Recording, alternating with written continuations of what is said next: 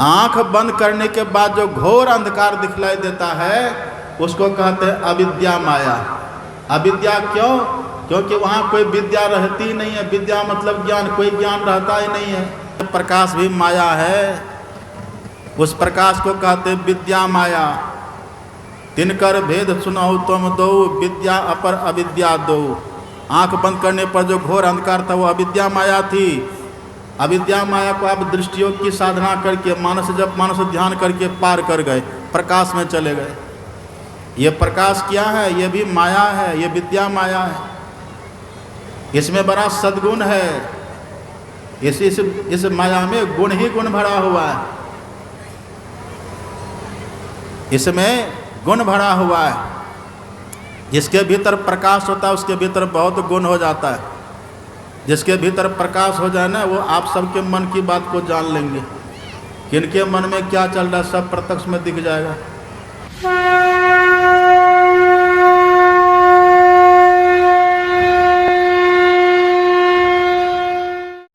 पंचवटी में कुटी बना करके, पर्ण कुटी बना करके भगवान श्री राम रहते थे। साथ में भगवती सीता भी थी और लक्ष्मण जी भी थे।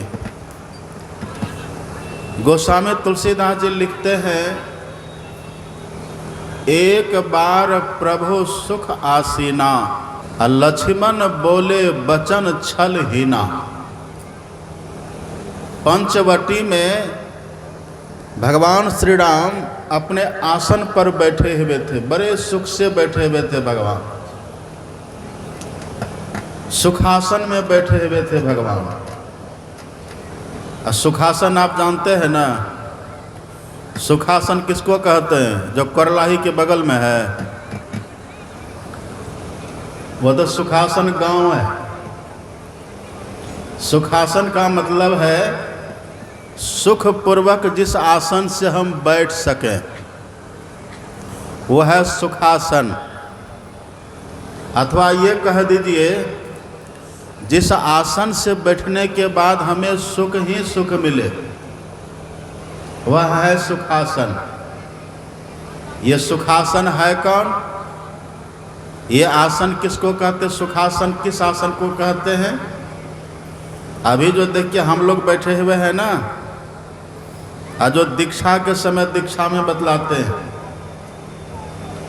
ये सुखासन है। एक पैर को नीचे रखते हैं, दूसरे पैर को ऊपर रखते हैं, और फिर गोद में एक हाथ को नीचे रखते हैं, एक हाथ को ऊपर रखते हैं। इसको कहते हैं सिद्ध सुखासन।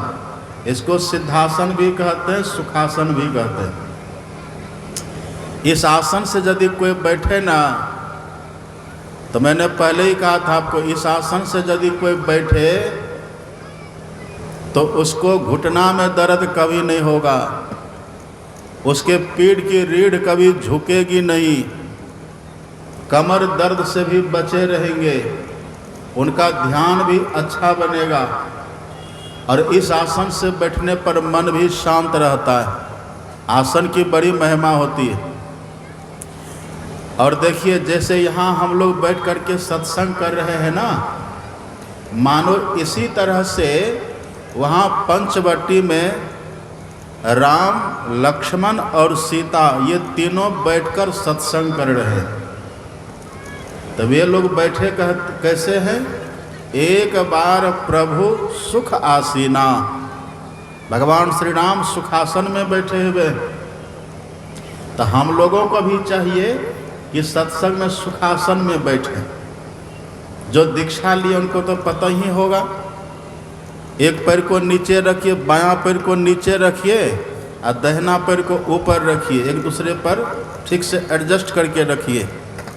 अब फिर गोद में बायां हाथ को नीचे रखिए, दाहिना हाथ को ऊपर रखिए और धरगर मस्तक को सीधा करके बैठिए।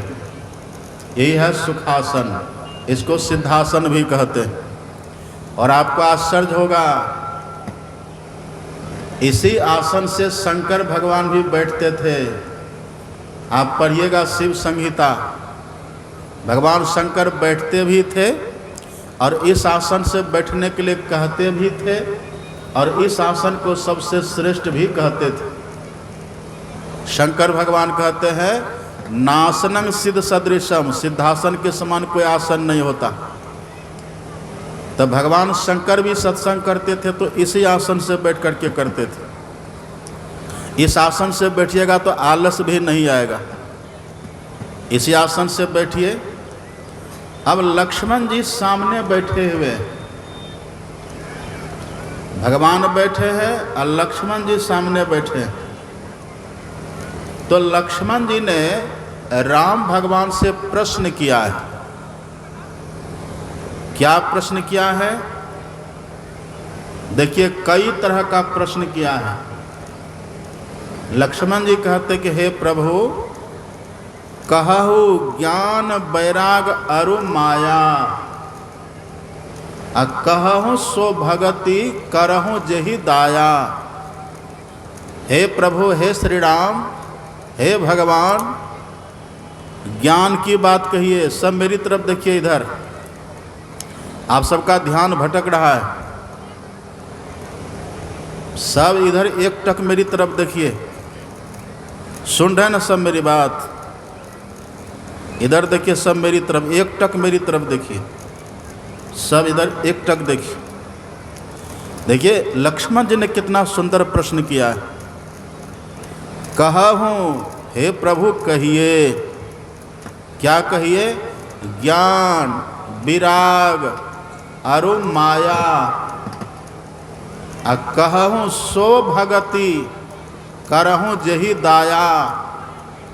हे राम, हे मेरे प्रभु, आप कहिए कि ज्ञान किसको कहते हैं, आप कहिए वैराग किसको कहते हैं, माया किसको कहते हैं, और कृपा करके ये कहिए कि वो भक्ति क्या है जिस भक्ति के करने से आप दया करते हैं।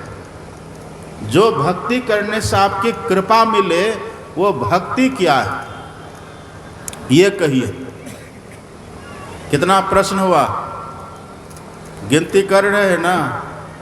ज्ञान किसको कहते हैं, वैराग किसको कहते हैं, माया किसको कहते हैं, और भक्ति किसको कहते हैं? 4 प्रश्न हुआ। और भी देखिए, ईश्वर जीव भेद प्रभु, सकल कहूँ समझाए, जाते होई चरण रति, शोक मोह भ्रम जाए। हे प्रभु, ये भी कहिए कि ईश्वर और जीव में अंतर क्या है। कुल मिलाकर के 5 प्रश्न हुआ। अब बैठे कहाँ हैं भगवान? बैठे कहाँ हैं? पंचवटी में। पंचवटी में बैठे हैं भगवान, पंचवटी में बैठे हैं लक्ष्मण। अब पंचवटी में बैठ करके 5 ही प्रश्न करते हैं। अद्भुत है। इधर ज़्यादा खुरखार हो रहा है, इधर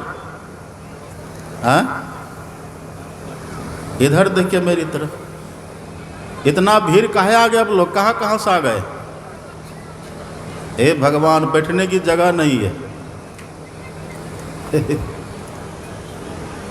इतनी गर्मी के समय इधर देखिए कम भीड़ है।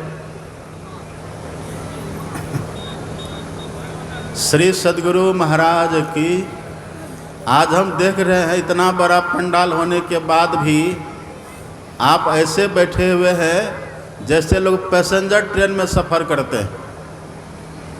पैसेंजर ट्रेन में कभी चढ़े? कितनी भीड़ होती है, पूरा ठसम ठस भीड़ होती है। अब फिर भी जहाँ ट्रेन रुकती है न, वहाँ 2-4 चढ़ ही जाता है और उसको भी जगह मिल ही जाती है। आज वैसे स्थिति लग रही है। लेकिन बैठिए, शांति से बैठिए। हम समझ रहे हैं कि आप कष्ट में हैं। इतनी गर्मी का समय, इतनी भीड़ और इतना कंजस्टेड होकर के आप बैठे हुए, कष्ट तो हो रहा होगा। लेकिन ये कष्ट आपका सब खत्म होगा यदि ध्यान से सुनिएगा, बहुत ध्यान से सुनिए। ये देखिए माता जी एकदम हाईवे पर चल रही है, नेशनल हाईवे है ये क्या? उधर ही बैठ जाना चाहिए, इधर आगे जगह है। अब पीछे रोकिए इन लोगों को, पीछे एक आदमी रहिए, अभी रास्ता पर आना जाना बंद कर दीजिए, उधर ही रोकिए, उधर ही बैठ जाइए। अब ज़्यादा इधर दिक्कत है तो इधर भी माताओं को थोड़ा इधर भी बैठा लीजिए, इधर जगह कम ज़्यादा फ्री है अभी। श्री सद्गुरु महाराज की जय। राम भगवान कहाँ बैठे हैं? पंचवटी में। पंचवटी कहते किसको है? जहाँ पर 5 पेड़ हो, बट कहते हैं। बट का मतलब तो वो भी अब बट के भाव पंचवटी, जहाँ 5 प्रकार के पेड़ लगे हुए हो। पंचवटी में है राम, पंचवटी में रहते हैं राम, पंचवटी में रहते हैं लक्ष्मण, पंचवटी में रहती है सीता। और हम लोग कहाँ रहते हैं? हम लोग कहाँ रहते हैं? राम लक्ष्मण सीता रहते हैं जहाँ 5 प्रकार का पेड़ लगा हुआ है, पंचवटी। हम लोग कहाँ हैं? हम लोग हैं जहाँ 5 तत्वों से बना हुआ शरीर है। हम लोग का जो शरीर है कितने तत्व से बना हुआ है? सब कोई जानते हैं, 5 तत्व से बना हुआ है। मिट्टी, जल, अग्नि, हवा और आकाश। आप पढ़ेंगे, राम भगवान का ही वचन है, क्षिति जल पावक गगन समीरा, पंच रचित यह अधम शरीरा। हम लोग का जो शरीर है ये मिट्टी, जल, अग्नि, हवा, आकाश, इन 5 तत्वों से बना हुआ है। तो हम लोग इसी शरीर में रहते हैं। हम लोग कहने का भाव क्या है? हम लोग कहने का भाव है जीवात्मा से। आप और हम जीवात्मा हैं। तो इसी मानव के शरीर में अभी आप और हम जीवात्मा हैं। और थोड़ा देखिए, और थोड़ा बढ़िया से विचारिए। आप पढ़ेंगे, सानुज सिय समेत प्रभु, सानुज सिय समेत प्रभु, विराजत पर्ण कुटीर, अब भगति ज्ञान वैराग जनो, धरे सकल शरीर। वहाँ जो पंचवटी में रहते हैं ना राम लक्ष्मण और सीता, ये कैसे है? तुलसीदास जी वर्णन करते हैं, भगति ज्ञान वैराग जनो, सोहे धरत शरीर। पंचवटी में जो तीनों है राम लक्ष्मण सीता, मानो ज्ञान वैराग और भक्ति तीनों वहाँ रह रहे, शरीर धारण करके तीनों रह रहे। कौन सब? ज्ञान वैराग और भक्ति। इसके कहने का भाव क्या है?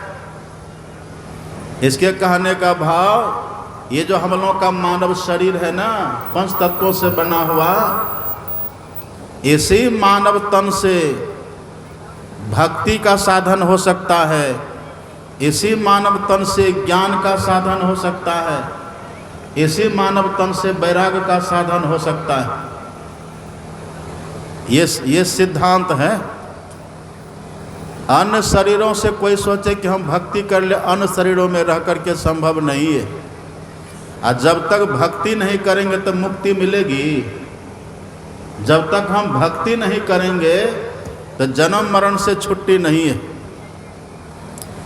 जैसे देखिए तुलसीदास जी ने सिद्धांत दिया है, जिमि थल बिनु जल रही न सकाई, कोटि भांति को करे उपाई, तथा मोक्ष सुख सुनु खगराई, रही न सकई हरि भगति बिहाई। जैसे बिना थल के जल नहीं रहता है, ऐसे बिना भक्ति के मुक्ति नहीं मिलती है। तो एक ये प्रतीकात्मक है भाव। उस पंचवटी में राम है, लक्ष्मण है, सीता है, इस पंचवटी में 5 तत्वों से बने हुए शरीर में आप और हम हैं। जैसे वहाँ ज्ञान वैराग भक्ति का प्रतीक है तीनों, इसी तरह से इसी मानव तन में ज्ञान की भी महत्ता है, वैराग की भी महत्ता है और भक्ति की भी महत्ता है। आप बहुत ध्यान से सुनिए। आपने ध्यान से सुना ना, लक्ष्मण जी ने जो प्रश्न किया है, सबसे पहला नंबर का प्रश्न है कि ज्ञान किसको कहते हैं। लेकिन भगवान ने प्रश्न के अनुकूल उत्तर नहीं दिया है। लक्ष्मण जी ने पूछा कि ज्ञान किसको कहते हैं, वैराग किसको कहते हैं, पर भगवान ने उत्तर कैसे शुरू किया? उत्तर शुरू करते हैं भगवान, मैं अरु मोर तोरते माया, माया से शुरू करते हैं। और शुरू कैसे करते हैं? लक्ष्मण जी ने जैसे प्रश्न किया तो भगवान ने लक्ष्मण जी को संबोधित करके कहा, सुनहु तात मन बुद्धि चित लाई। हे तात, हे भाई, तुमने जो प्रश्न किया है, अब मैं तुम्हारे प्रश्न का उत्तर देने जा रहा हूं। सुनो। कैसे सुनो? मन बुद्धि चित्त लाई। मन को भी स्थिर रखो। अब मैं जो कह रहा हूं उसको बुद्धि लगा करके सुनो और ज़्यादा चंचल मत हो जाओ। अच्छा, वहाँ श्रोता कितना है? श्रोता कितना है? 3 श्रोता नहीं है, एक तो उसमें वक्ता ही है। भगवान तो वक्ता ही न है, कुल मिलाकर के 3 है। 3 में राम भगवान तो वक्ता ही हैं। उधर कितने बच गए? उधर बच गए 2। लेकिन 2 में भी भगवान संबोधित किसको करते हैं? भगवान ने सीता को छोड़ दिया और सीता अलग थलग है। मुख्य श्रोता है भगवान का लक्ष्मण। लक्ष्मण है मुख्य श्रोता। अच्छा, लक्ष्मण है कैसा? आप पढ़िएगा, लक्षण धाम राम प्रिय। लक्षण धाम राम प्रिय, सकल जगत आधार। लक्ष्मण कैसा है? सभी सद्गुणों का धाम है। लक्ष्मण जी सभी सद्गुणों का धाम है। वो बड़े सहनशील हैं, बड़े विनम्र हैं, बड़े श्रद्धालु हैं, बड़े प्रेमी हैं, बड़े समर्पित हैं। उनका जीवन ही राम है, उनका जीवन ही उनकी भगवान की सेवा है, उनका जीवन ही भगवान के प्रति जीवन अर्पण करना, सब कुछ हर तरह से सभी सद्गुणों से संपन्न है लक्ष्मण जी। इतना होने के बाद भी देखिए, राम कहते हैं सीता को तो छोड़ ही दीजिए, लक्ष्मण को भगवान कहते सुनहु तात। हे तात सुनो। कैसे सुनोगे? मन बुद्धि चित्त लाई। मन बुद्धि चित्त को स्थिर करके सुनो। ऐसा क्यों कहते भगवान?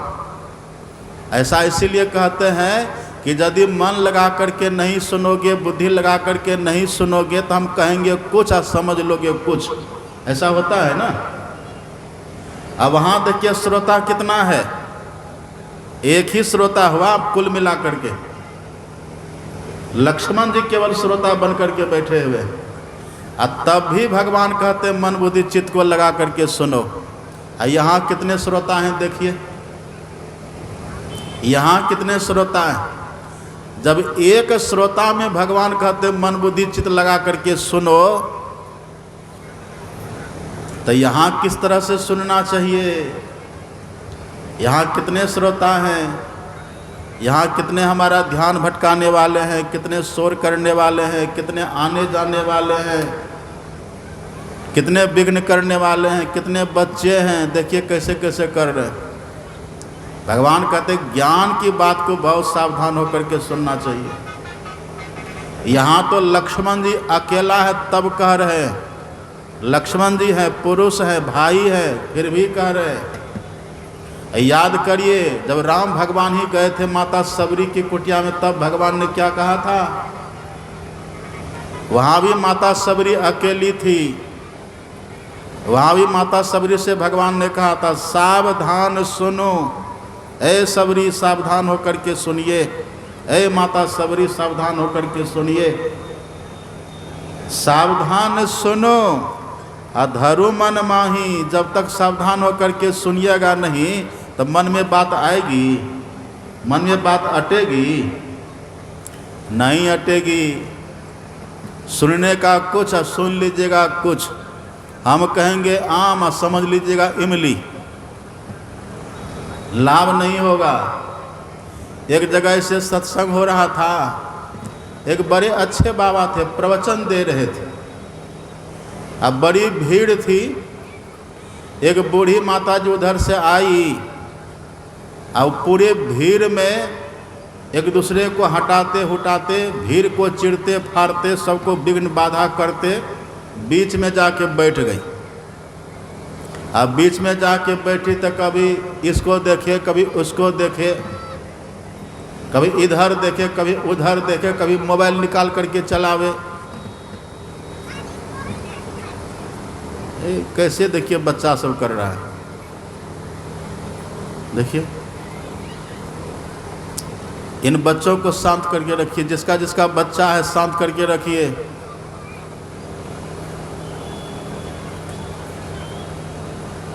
बच्चे को शांत करिए, बच्चे सब ध्यान भटकाता है। क्या कह रहे थे हम? सत्संग में पानी वही पीजिए जिसको बहुत तरास लगे, तरास, कंठ सूखने लगे तब पानी पीजिएगा, थोड़ा बहुत में पानी मत पीजिए। परीक्षित 7 दिन तक पानी नहीं पिए थे, आप 2 घंटा भी नहीं रह सकते पानी के बिना, गट गट दे रहे पानी। सुनिए ध्यान से, वो बूढ़ी माता जी आई, अब भीड़ को चिढ़ते फाड़ते जाके बीच में बैठी। अब बैठी तो शांत से बैठ जाती तब न, इधर देखे उधर देखे, इससे गप उससे गप। अब 10 मिनट बैठी, उठ के चल दिया। आई तब विघ्न, गई तब विघ्न। उधर जब गई 2 4 5 युवक मिला। माता जी कहाँ गए थे? गए थे सत्संग में। कब गए थे? अब ये 10 मिनट पहले गए थे। तो आ गए? हाँ आ गए। कहा क्यों? सत्संग सुने नहीं? क्या सुनेंगे, बाबा ऐसे बकबका रहे थे, बकबका रहे थे। हाँ क्या? बाबा कह रहे थे दिल्ली में कुत्ता बीमार है। तो ये कौन बात है? कुत्ता बीमार छर्रापट्टी में नहीं होता, कहीं बीमार हो सकता है, ये कौन बात हुई? चलो बाबा से पूछते हैं। 4 5 युवक मिले, चले बाबा के पास के पूछे क्या बोल रहे थे।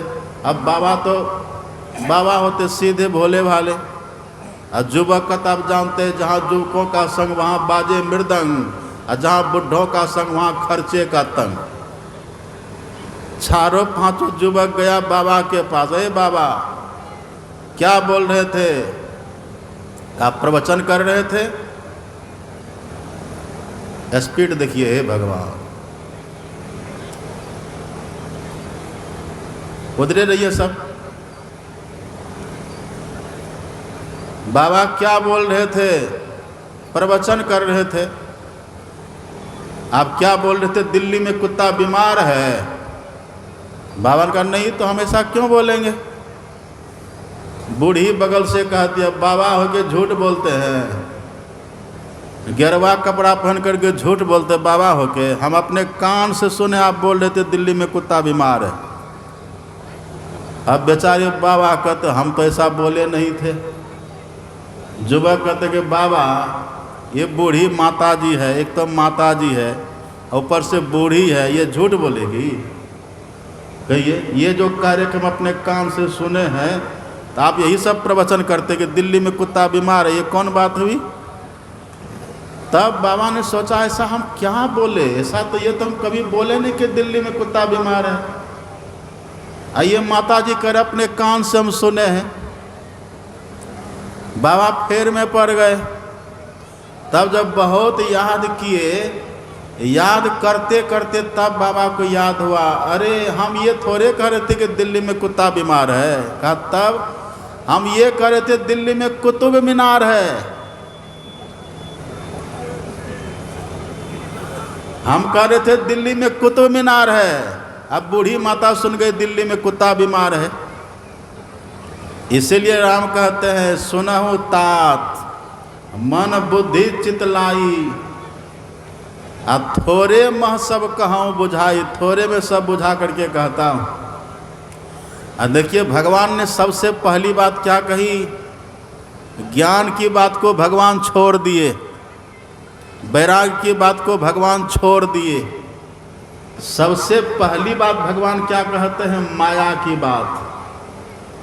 भगवान ने कहा कि हे लखन, हे लक्ष्मण, तुमने जो कहा ना माया किसको कहते, तो सुनो, मैं अरु मोर तोरते माया, अजही बस किन्हे जीव निकाया, गो गोचर जहाँ लगे मन जाई, सो सब माया जाने हो भाई।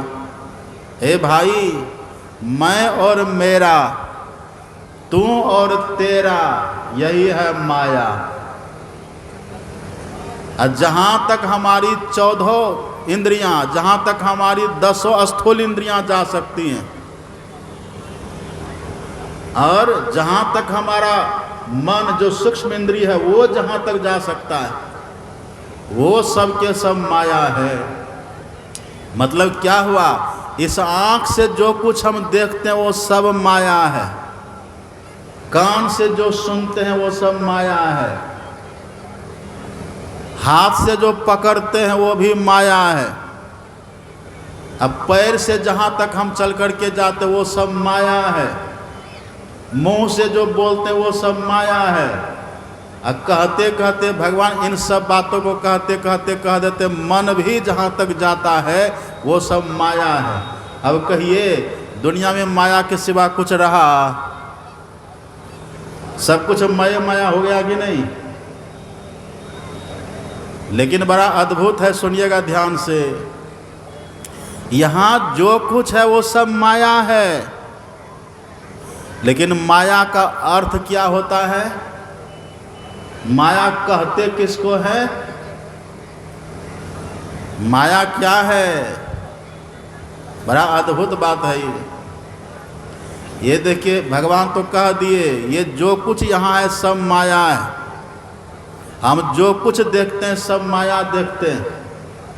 और हम लोग हैं कैसे?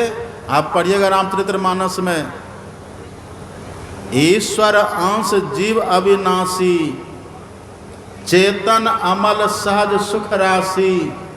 आप और हम जो जीवात्मा है न, क्या हो गया? सो माया बस भयो गुसाई, अब बंध्यो कीर मरकट की नाई।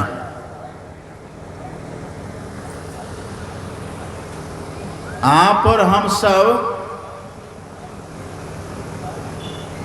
इधर जो कुछ बोल रहा है प्रचार इसी ग्राउंड में बोल रहा है क्या, कि बाहर बोल रहा है? बाहर है ना?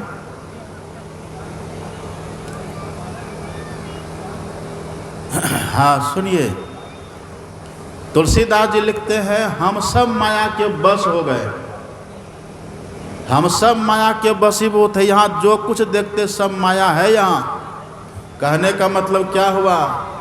धरती पर बैठे ये भी माया है, आकाश देखिए वो भी माया है, यहाँ जो कुछ देख रहे सब माया है, जहाँ तक हम चल के जा सकते सब माया है। हम माया के बस में पड़े हुए हैं। और भी आप पढ़िएगा, इसी माया के कारण हमको ईश्वर का दर्शन नहीं हो रहा है। आप पढ़िएगा, गीता को पढ़िए 7वां अध्याय, भगवान कहते हैं, नाहम प्रकाश सर्वस्य योग माया समावृता। भगवान कहते हैं हम किसी के देखने में नहीं आते, हम जो ईश्वर है ना, हम किसी को दिखते नहीं हैं। हम क्यों नहीं दिखते हैं? तो भगवान कहते क्योंकि सब के सब माया के बस में पड़ा हुआ है। अब देखिए, हम सबके सब माया के बस में हैं। यहाँ जो कुछ है सब माया है। सो माया बस भयो गोसाई, बंध्यो किर मरकट की नाई। अब थोड़ा सा और ध्यान से सुनिएगा। हम सब माया के बस में हैं, लेकिन आखिर में माया कहते किसको है? माया का अर्थ क्या होता है? माया का अर्थ होता है माया। माँ मतलब होता है नहीं, या मतलब जो नहीं रहे अब फिर भी जो दिखे उसी को कहते हैं माया। जो नहीं हो अब फिर भी दिखे उसी को कहते हैं माया। इसको आप कैसे समझिएगा? इसको समझाने के लिए, खुलासा समझाने के लिए तुलसीदास जी ने एक उदाहरण दिया है।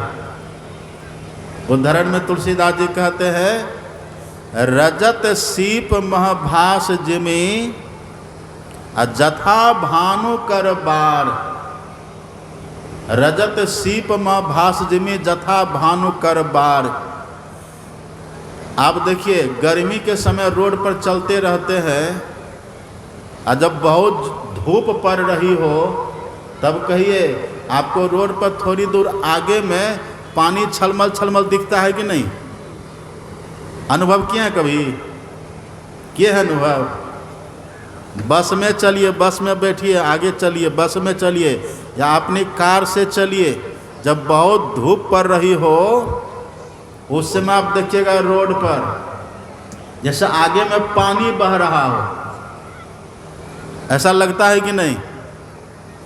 यहाँ तो एक उदाहरण देख हम आपको समझा रहे तो कम यहाँ पर दिखाई पड़ता है, लेकिन जब आप उधर राजस्थान सब क्षेत्र में जाइएगा ना, जिधर बालू ही बालू है, जहाँ पर बालू ही बालू, उधर जब जाइएगा राजस्थान सब के क्षेत्रों में, उधर जब प्रचंड धूप पड़ती है, यही आजकल के समय में, अप्रैल मई के समय में, जब बालू पर सूर्य का प्रकाश पड़ता है ना, एकदम छलमल छलमल जैसे पानी की कलकल छल छल धारा बह रही हो, ऐसे दिखता है।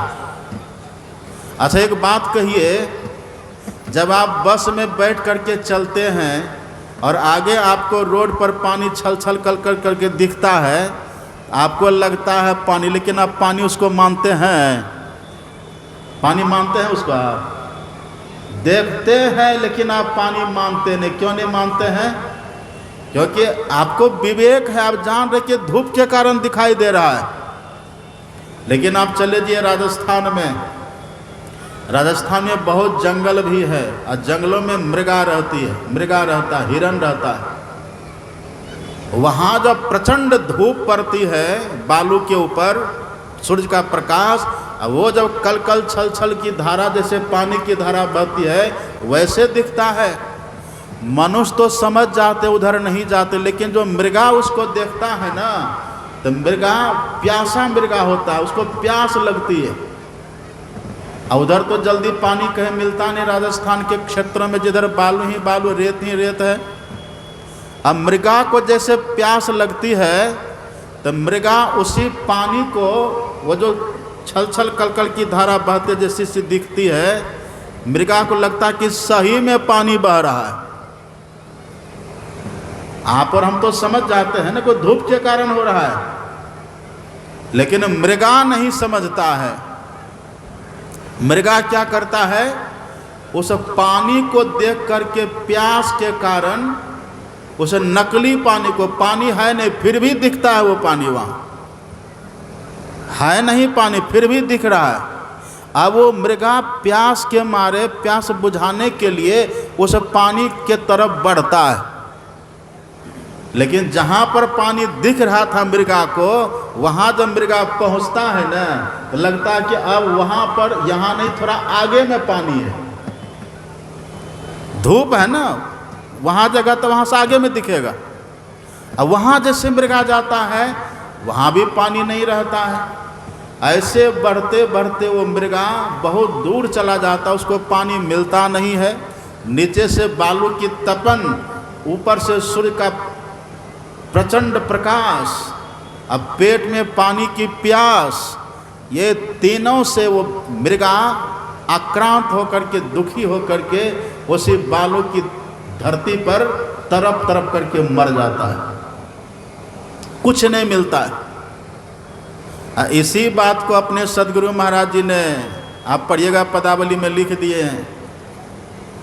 सदगुरु महाराज जी कहते हैं, मृगवारी सम सब ही प्रपंचन।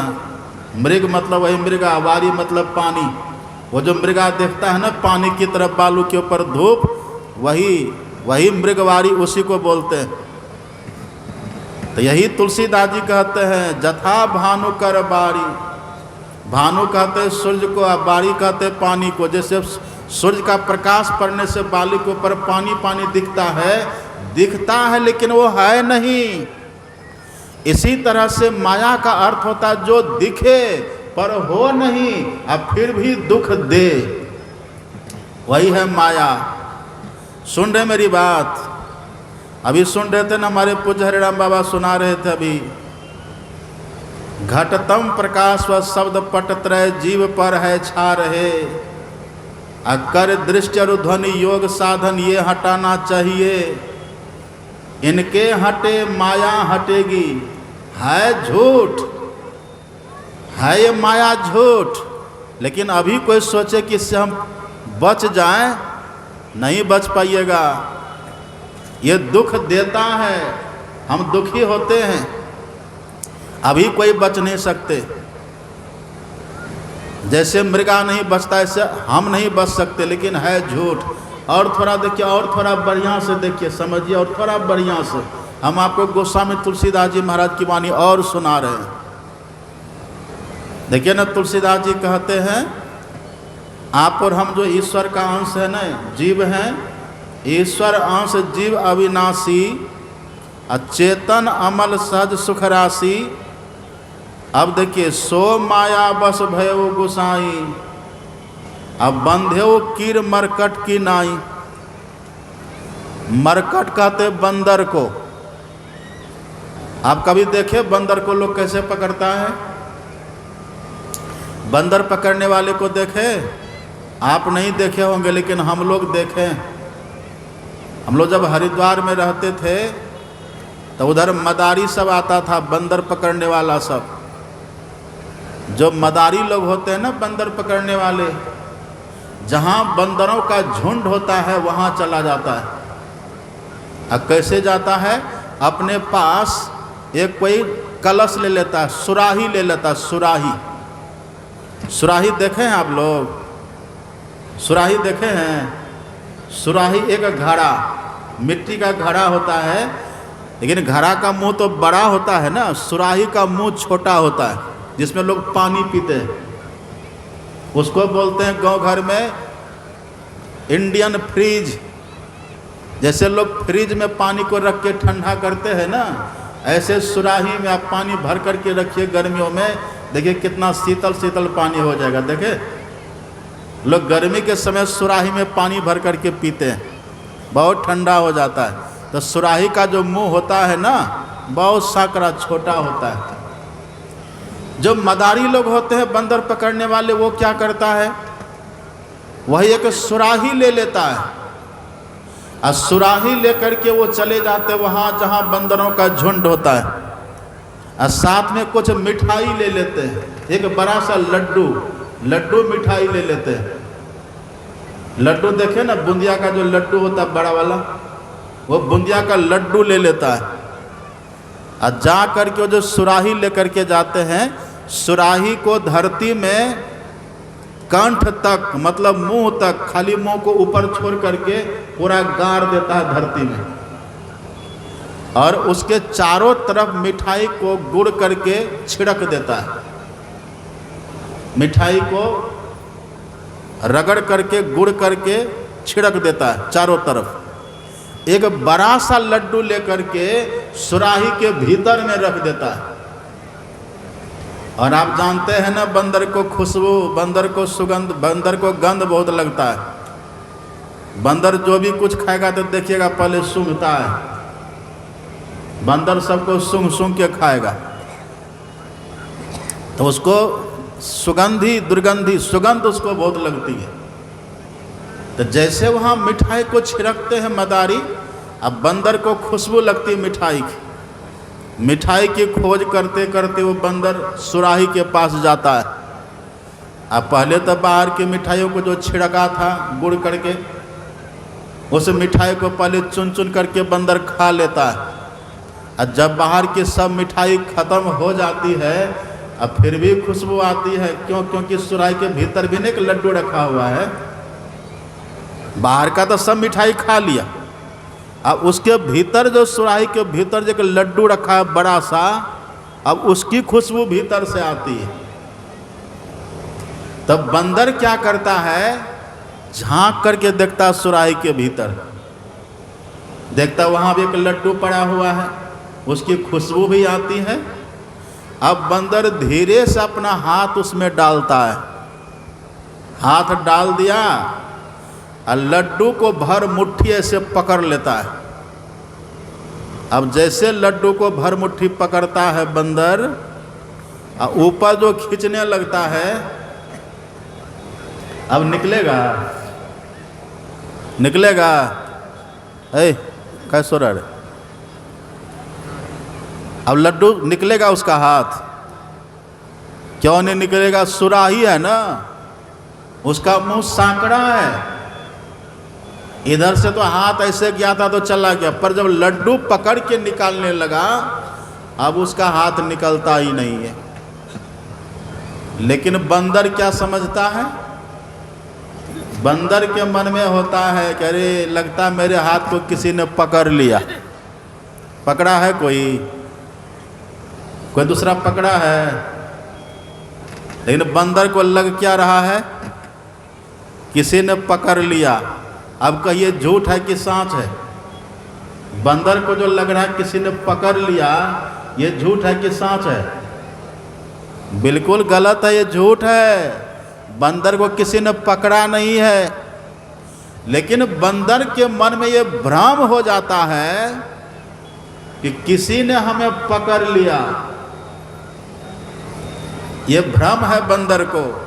इसी तरह से जैसे बंदर को भ्रम हो गया किसी ने हमें पकड़ लिया, इसका परिणाम क्या होता है? आप इसका परिणाम देखिएगा। अब बंदर मिठाई को पकड़े रहता है, चं चं चं चं चचियाता है और उसके चारों तरफ घूमते रहता है। अब मुट्ठी को छोड़ता ही नहीं है। मदारी दूर से देखता कि हाँ अब ये बंदर फंस गया। बंदर खुद से न फंस गया, किसी ने फंसाया तो नहीं। मदारी देखता बंदर फंस गया। अब मदारी वहाँ बांस की छड़ी लेकर के जाता है। अब पहले उसको 2-4 छड़ी लगाता कस कस के। अब बंदर चं चं चं चं चं चं चं कर रहा है। यदि वो बंदर मुट्ठी छोड़ देता तो मुट्ठी छोड़ करके वो भाग सकता था। लेकिन भ्रम क्या हो गया? हमें किसी ने पकड़ लिया। ये भ्रम की बीमारी देखिए कितनी बड़ी है। इसलिए लक्ष्मण जी कहते कि हे प्रभु, आप ऐसा ज्ञान हमको दीजिए, शोक मोह संदेह भ्रम सब मिट जाए। ये भ्रम देखिए कैसा। ये आपको मजाक लग रहा होगा, लेकिन मदारी बंदर को ऐसे ही पकड़ता है। बंदर को लगता है कि हमें किसी ने पकड़ लिया। इसी बात को आप पढ़िएगा अपने सदगुरु महाराज जी की वाणी में, पदावली में पढ़िएगा। सदगुरु महाराज जी कहते हैं कि संग समंग मोह मुट्ठी को बांधी, कि संग समंग मोह मुट्ठी को बांधी, अब विषय कीच फंसी भयो है उपाधि। पदावली में पढ़िएगा।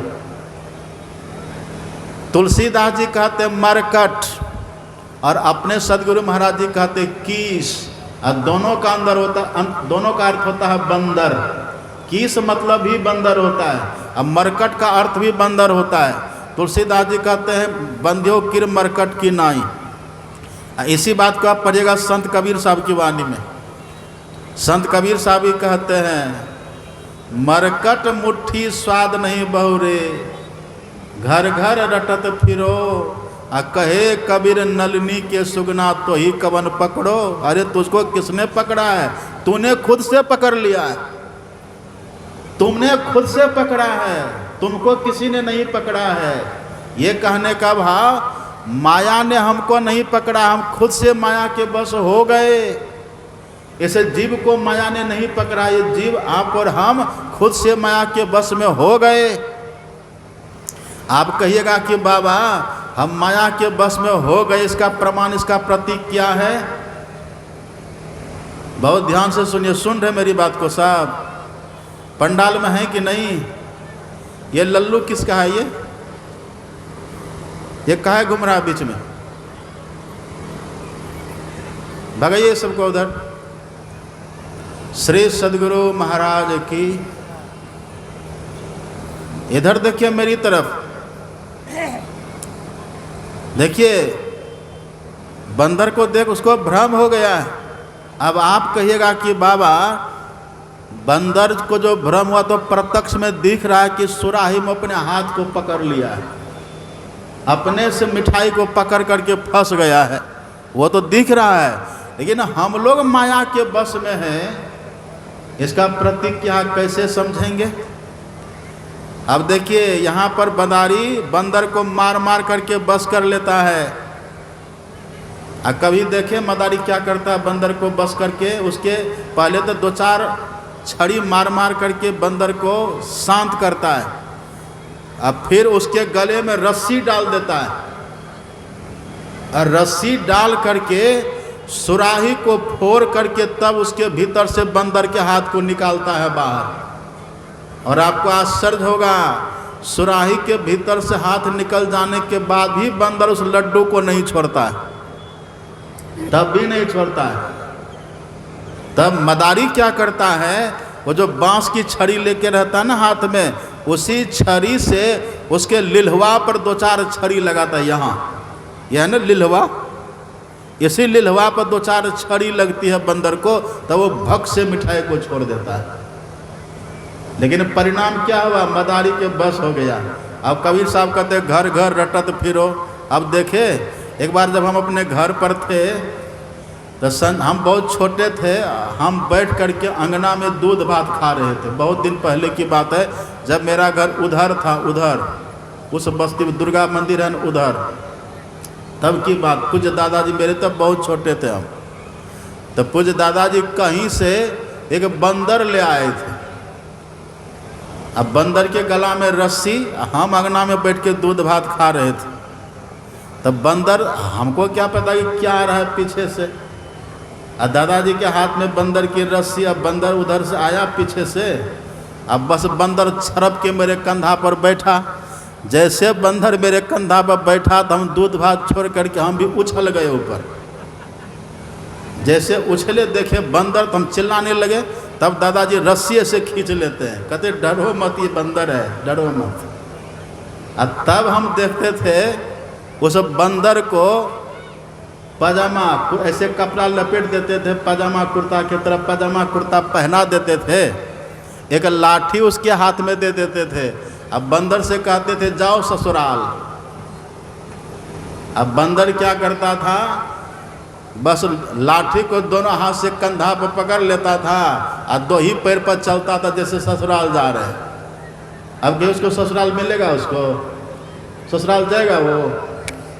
लेकिन बेचारा डर के मारे बस में हो गया है ना, नहीं जगह ससुराल, ससुराल उसको है नहीं, कुछ मिलेगा नहीं ससुराल में। इन मदारी के जो बस में हो गया है, नहीं करेगा वैसा तो उसको मार लगेगी। मार खाता है बंदर। अब मार खा खा करके बंदर कमाता है। अब देखिएगा मदारी को, बंदर से कहता जाओ मांगो, लोग चारों तरफ से खड़े रहते, बंदर हाथ फैला करके मांगता है, और जो 2 पैसा 10 रुपया 20 रुपया जो उसको देता, कोई 5 रुपये, वो ले करके मदारी के हाथ में देता, अपने हाथ में रखता है बंदर, सब मदारी को दे देता है। कितना दुख में पड़ गया। देखिए थोड़ा सा भ्रम हुआ कि हमें किसी ने पकड़ लिया, और दुख देखिए कितना हो गया। इसी बात को हमारे सदगुरु महाराज जी पदावली में लिख देते हैं, आप पढ़िएगा। अपने सदगुरु महाराज जी लिख दिए, और लिख ही नहीं दिए, हम लोग को रटा दिए हैं। रोज हम लोग गाते हैं स्तुति प्रार्थना में, सिद्धांत पाठ में क्या गाते हैं, क्या पढ़ते हैं? माया बद्ध जीव मायाबद्ध जीव आवागमन के दुख में पड़ा रहता है। रोज पाठ करते हैं कि नहीं कहिए? रोज पाठ करते। जैसे वो बंदर लड्डू के लोभ में पड़ करके मदारी के बस में हो गया, ऐसे आप और हम भी ये विषय रूपी विषय लड्डू के लोभ में पड़ करके माया के बस हो गए। अब माया के बस में पड़ करके हुआ क्या? अब देखिए, माया है तो झूठ, इन परिणाम कितना भुगतना पड़ रहा। उसी के कारण हमको जन्म मृत्यु का चक्र लग गया है, जन्म मरण का चक्र शुरू हो गया है। हम जन्मते हैं, मरते हैं। यद्यपि आत्मा का जन्म मरण नहीं होता, जन्म मरण होता है शरीर का। लेकिन शरीर के कैद में, बंधन में जो आप और हम है ना, इसलिए शरीर के दुख के कारण आप और हमको भी दुख होता है। देखिए झूठ, पर दुख कितना हो रहा है। मायाबद्ध जीव आवागमन के चक्र में पड़ा रहता है। इस प्रकार रहना जीव के सभी दुखों का कारण है। लेकिन ये है झूठ, पर ऐसे छूटेगा? ऐसे नहीं छूटेगा। इसको छोड़ने, ये जो माया है ना, इसका प्रतीक क्या है? हम माया के बस में हैं, इसका प्रतीक क्या है? आंख बंद करके देखिए क्या दिखाई देता है। आंख बंद करके देखिए सबको क्या दिखाई देता है?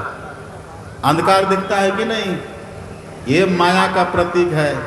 कबीर साहब का वचन आप पढ़िएगा। संत कबीर साहब कहते हैं, देख माया का रूप तिमिर आगे फिरे। तिमिर कहते अंधकार को। यदि माया को प्रत्यक्ष में देखना चाहते हैं ना, आंख बंद करके देखिए, जो घोर अंधकार है, वो जो तिमिर है, माया का प्रतीक है। उसी घोर अंधकार में रहने के कारण हम जन्म मृत्यु के चक्र में पड़े हुए।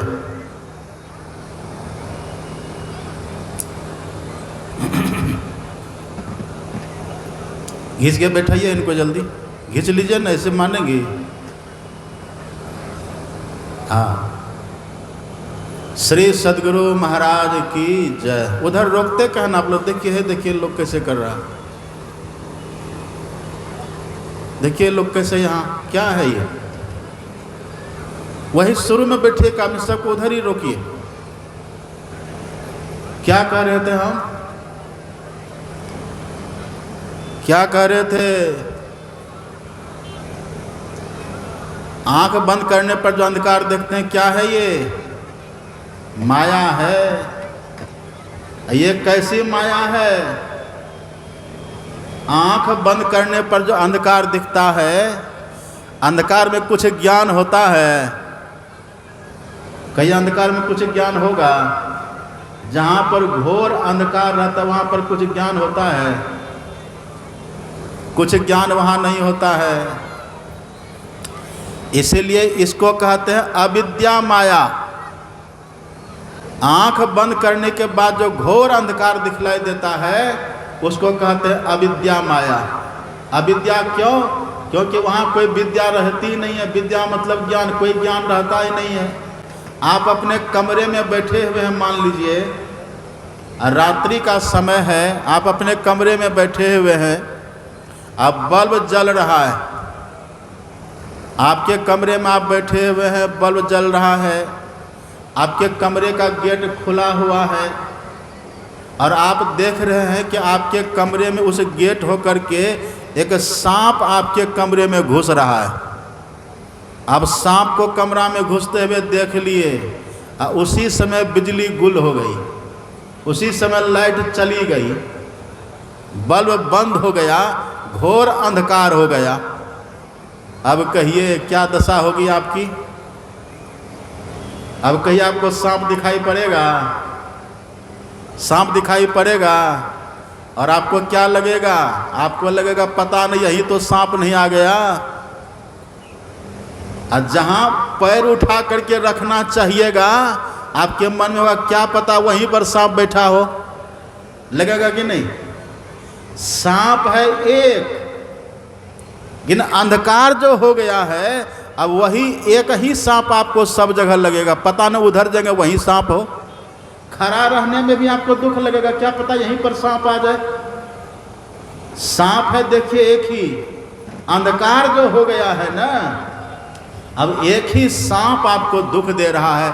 अब जहाँ जाने का, जहाँ पैर उठा करके रखने का, जहाँ कुछ छूने का, जहाँ कुछ पकड़ने का मन बनाइएगा ना, आपको वहीं पर सांप ही लगेगा। अंधकार, अंधकार में ज्ञान नहीं होता, और अंधकार में थोड़ा दुख भी बड़ा हो जाता है। अच्छा, वहीं यदि फिर से बल्ब जल जाए तब क्या होगा? तब आप देखते हैं अरे सांप तो कोना में बैठा हुआ है, सांप कोना में बैठा हुआ है, हम तो खा मखा ऐसे ही व्यर्थ के परेशान हो रहे थे, क्या पता सांप इधर आ जाए। सांप तो वहां बैठा हुआ, देखो। तो देखिए, प्रकाश हो गया, दुख कम हो गया। प्रकाश हो गया, दुख के डर के कारण को हम देख लिए। लेकिन जब अंधकार था तब एक ही सांप हमको पूरे कमरा में लग रहा था। जब अंधकार था, सांप दिख नहीं रहा था। इसी को बोलते हैं अविद्या माया। ये जो अंधकार है ना, ये अविद्या माया है। भगवान कहते हैं कि हे लक्ष्मण, ये माया बड़ी भयंकरा है। इंद्रियां जहाँ तक जा सकती है सब माया है, मन जहाँ तक जा सकता है सब माया है। अच्छा, मन हमारा जाता कहाँ तक है? कभी सोचे मन कहाँ तक जाता है? मन कहाँ तक जाता है? अभी देखिए ना, हम बैठे हैं यहाँ छर्रापट्टी में, इस मंच पर बैठे हैं, तन है यहाँ, आपको प्रवचन सुना रहे हैं, कि इतने में मेरा मन हरिद्वार जाकर के लौट भी गया, आपको पता भी चला। और आपका भी मन आपके घर जाकर के लौट आया। आप जहाँ जहाँ का दृश्य देखे होंगे ना, उस सबका चिंतन मन बैठे बैठे कर लेता है कि नहीं? कहिए, देखिए मन कहाँ कहाँ जाता है। मन नहीं पकड़ा जय बहादुर जवान है, करत रहे खुरखुंद बड़ा शैतान है। ऐसा यार हरि बसत इस हलक में, अरे हारे पलटू उठता कोस हजार पंख बिनु पलक में। इस दुनिया में सबसे तीव्र गति है गरुड़ की। आप पढ़िएगा धर्म ग्रंथों में, गरुड़ बहुत तेज चलता है, जो भगवान विष्णु का वाहन है। सबसे ज़्यादा स्पीड है गरुड़ में। लेकिन गरुड़ को भी मन होता है। गरुड़ जहाँ पहुँचेगा उसके पहले गरुड़ का मन वहाँ पहुँच जाता है। मन का कितना वेग है सो समझिए। ये तो हम आपको बाहर की बात करते हैं, तो स्थूल दुनिया की बात बोले, लेकिन मन जाता है कहाँ तक? आप पढ़िएगा, संतवाणी पढ़िएगा। अपने यहाँ संत मत में जो सत्संग होता है ना, सब पक्की बातें होती है, मन गढ़ंत तो कोई बातें नहीं होती है, सब पक्की बातें। मन आपका कहाँ तक जाता है? मन बुद्धि चित्त अहंकार की है त्रिकुटी लग दौर। कहाँ तक मन जाता है? मन जाता है त्रिकुटी तक। और त्रिकुटी कहाँ है? त्रिकुटी अभी जो हम लोग हैं ना, अभी जो यहाँ हम सब बैठे हुए हैं, शरीर हम लोगों का यहाँ बैठा हुआ, लेकिन आप कहाँ बैठे हुए कहिए? आपसे कोई पूछा आप कहाँ रहते थे, क्या कहिएगा? अभी आप कहाँ बैठे थे, क्या कहिएगा? जो लोग नहीं जानते हैं, जो पुराने, जो मर्मज्ञ सत्संगी नहीं हैं, वे मेरे इस प्रश्न को, अभी के प्रश्न को सुन करके कह देंगे बाबा हम तो पंडाल में। और जब हम पूछेंगे कहाँ रहते तो कह देंगे हम छर्रापट्टी रहते हैं। कोई कह देंगे हम केवटगामा रहते हैं। ये कौन कहेंगे? अभी जो हम आपको विषय सुना रहे हैं, बोल रहे हैं, अभी यदि हम प्रश्न कर दें आपसे, तो जो पुराने सत्संगी नहीं हैं, जो मर्मज्ञ नहीं हैं, वे कह देंगे बाबा हम छर्रापट्टी में रहते हैं, कह देंगे बाबा हम केवटगामा में रहते हैं। लेकिन जो पुराने सत्संगी हैं, जो मर्मज्ञ है, और अभी जो प्रसंग चल रहा है, उनको यदि हम पूछेंगे आप कहाँ रहते हैं, तो कह देंगे बाबा हम रहते हैं आज्ञा चक्र में। क्या कहेंगे? आज्ञा चक्र में आप रहते हैं। जीवात्मा कहाँ रहती है? आप और हम जो जीवात्मा है ना, इसी देह में रहते हैं। हम लोग का देह कितनी बड़ी है, शरीर हम लोग का कितना बड़ा है, सब कोई जानते। संत कबीर साहब की वाणी आप पढ़िएगा। संत कबीर साहब कहते हैं घर तो 3.5 हाथ घना तो 4.25 कहाँ मढ़ावे मेढ़िया लंबी भीत उसार। घर कहते हैं इस मानव तन को। कबीर साहब की दृष्टि में हम लोग का जो शरीर है ना, ये घर है। कितना बड़ा घर हम लोगों का है, तो कबीर साहब कहते हैं घर तो 3.5 हाथ। अपने हाथ से सब नाप करके देख लीजिए आप, अपने हाथ से सब के सब 3.5 हाथ का होइएगा सब। आज जो जन्मा हुआ बच्चा है ना, उस बच्चे को भी आप उसे के हाथ से नाप करके देख लीजिएगा, वो भी 3.5 हाथ का होगा। और जो जवान बैठे हुए हैं ना, जवान भी अपने हाथ से नाप करके देख लीजिए, आप भी 3.5 हाथ का होइएगा। और जो बूढ़े हैं वो भी अपने हाथ से नाप करके देख लीजिए, वो भी 3.5 हाथ का होइएगा। कहने का भाव, हम लोग का जो शरीर है ना 3.5 हाथ का है। हम लोग रहते कहाँ हैं? जीवात्मा पर हम कहाँ रहते हैं? इसी शरीर में रहते हैं। तो 3.5 हाथ का जो शरीर है, घर है हम लोगों का, आपका घर जो है ये शरीर, तो 3.5 हाथ के घर में आप किधर रहते सो कहिए। सीधी सी बात है। आपका जो घर है 2 मंजिल 3 मंजिल का जो आपका घर है, ये देखिए, इनको देखिए, ये पीछे आके बैठी थी घूंघट तान के, और उधर गप लड़ाती रही, अब पीछे मुड़ के चल दिया। इसीलिए हम कहते हैं वहीं सबको रोकिए, ऐसे लोगों को आने मत दीजिए। देखते हैं ये सब सुनने वाली है। एक बात आप जानते हैं, सत्संग में डेनियाँ सब भी आती है, हमको डर भी लगता है। एक जगह हम गए सत्संग में, मेरे साथ में 2-3 और बाबा लोग थे। वो किसी को घेकफुल्ली कर दिया, किसी को पेट झड़ी लगा दिया। हम डॉक्टर के पास भेजे तो ठीक ही नहीं हो। तब गांव का लोग कहा कि बाबा जानते हैं। हमने कहा क्या? कहा इसको बाण मार दिया। हमने कहा कौन? कहा डेनिया। हम डर के मारे थर थर कांपने लगे। हम सत्संग में गए, बोले हे माता जी, डेनिया माता जी कृपा करिएगा, हमको बाण मत मारिएगा। यदि हमको बाण मार दीजिएगा तो आपको सुनेगा कौन? तो केवल हमको छोड़ दिया, बाकी सबको बाण मार दिया। इसमें डेनिया भी आती है, संभल करके रहिए। हम घर पर सुनते थे पहले कि डेनिया गाछ हाँकती है, तो हम सोचते थे जब डेनिया गाछ हाँकते तो हम भी डेनिया से गाछ हाँकने के लिए सीखेंगे और स्कूल हम गाछे से जाएंगे।